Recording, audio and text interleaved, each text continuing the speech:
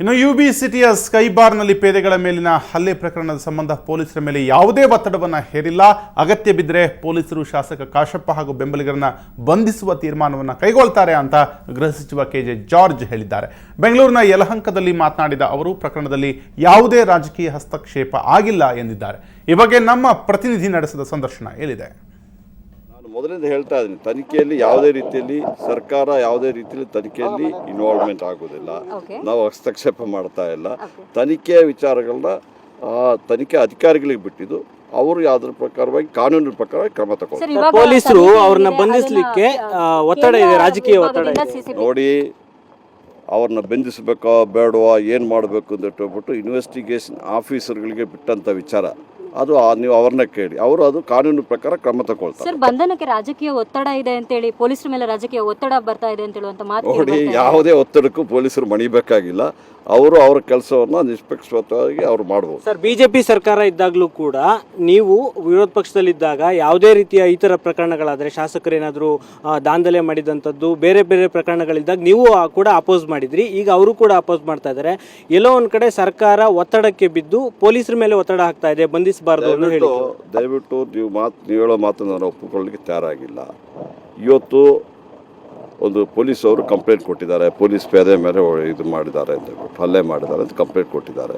ಈಗ ನಾವು ಇನ್ವೆಸ್ಟಿಗೇಷನ್ ಆಫೀಸರ್ನ ಇಟ್ಟಿದ್ದಾರೆ, ಅವ್ರನ್ನ ಕರೆಸ್ತಾರೆ, ಅವ್ರು ಇನ್ವೆಸ್ಟಿಗೇಷನ್ ಮಾಡಿ ತದನಂತರ ಸತ್ಯ ಹೊರಗಡೆ ಬರ್ತದೆ ಹೊರತು ನಾನು ನೀವು ಅಥವಾ ಕೆಲವು ವಿರೋಧ ಪಕ್ಷವರು ಸೇರಿ ಯಾರೇ ವಿಚಾರದಲ್ಲಿ ತೀರ್ಪನ್ನು ಕೊಡಲಿಕ್ಕೆ ಸಾಧ್ಯ ಇಲ್ಲ. ದಯವಿಟ್ಟು ಆ ಇನ್ವೆಸ್ಟಿಗೇಷನ್ಗೆ ಅವರಿಗೆ ಅವಕಾಶ ಕೊಡಿ, ಮುಕ್ತ ಅವಕಾಶ ಕೊಡಿ. ಅವ್ರನ್ನ ಹಿಡಿಬೇಕು ಅಂತ ಬಿಟ್ಟು ನಾನು ನೀವೆಲ್ಲ ನಿರ್ಧಾರ ಮಾಡಬೇಕಾಗಿದ್ದು. ಅದು ನಮ್ಮ ಪೊಲೀಸರಿದ್ದಾರೆ, ತನಿಖಾಧಿಕಾರಿಗಳಿದ್ದಾರೆ, ಅವರು ಆ ವಿಚಾರದಲ್ಲಿ ಕ್ರಮ ತೆಗೆದುಕೊಳ್ತಾರೆ ಹೊರತು ಮಾಧ್ಯಮದವರಾಗಲಿ, ವಿರೋಧ ಪಕ್ಷದಲ್ಲಿ ಅಥವಾ ಸರ್ಕಾರ ಆಗಲಿ, ಗೃಹ ಮಂತ್ರಿ ಆಗಲಿ ಅದರ ವಿಚಾರದಲ್ಲಿ ಯಾವುದೇ ಕ್ರಮ ತೆಗೆದು ಸಾಧ್ಯ ಇಲ್ಲ. ಇನ್ವೆಸ್ಟಿಗೇಷನ್ ಆಫೀಸರ್ಗೆ ಬಿಟ್ಟಿದ್ದಾರೆ. ಸರ್, ಘಟನೆ ನಡೆದು 4 ದಿನ ಆಗಿದೆ. 4 ದಿನ ಆದರೂ ಕೂಡ ಶಾಸಕರು ಎಲ್ಲಿದ್ದಾರೆ ಅನ್ನೋದು ಗೊತ್ತಿಲ್ಲ.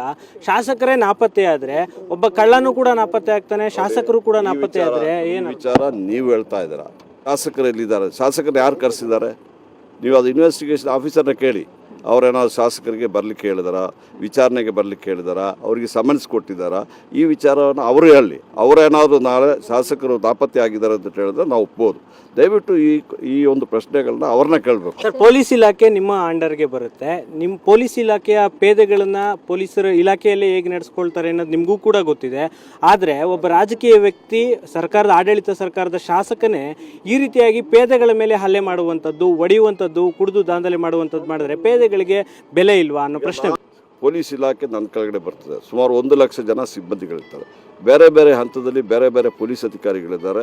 ಪೊಲೀಸ್ ಇಲಾಖೆ ವಿಚಾರದಲ್ಲಿ ಅವರ ಕ್ರಮಗಳನ್ನು ತೆಗೆದುಕೊಳ್ಳೋದು ನೇರವಾಗಿ ಗೃಹ ಮಂತ್ರಿಯವರು ಈ ವಿಚಾರದಲ್ಲಿ ಕ್ರಮ ತೆಗೆದುಕೊಳ್ಳಿಕ್ಕೆ ಸಾಧ್ಯ ಇಲ್ಲ. ಇನ್ವೆಸ್ಟಿಗೇಷನ್ ಆಫೀಸರ್ಗಳಿರ್ತಾರೆ, ಸೀನಿಯರ್ ಆಫೀಸರ್ಗಳಿರ್ತಾರೆ, ಅವರು ಕ್ರಮ ತೆಗೆದುಕೊಳ್ತಾರೆ.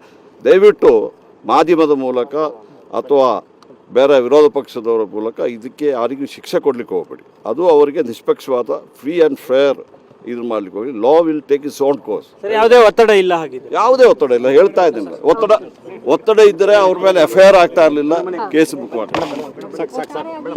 ಇದು ಗೃಹ ಮಂತ್ರಿ ಕೆಜೆ ಜಾರ್ಜ್ ಅವರ ಹೇಳಿಕೆ. ತನಿಖೆಯಲ್ಲಿ ಯಾವುದೇ ರೀತಿಯ ಒತ್ತಡವಿಲ್ಲ. ಪೊಲೀಸರು FIR ಅನ್ನು ರಿಜಿಸ್ಟರ್ ಮಾಡಿದ್ದಾರೆ, ತನಿಖೆಯನ್ನು ಮಾಡಿದ್ದಾರೆ.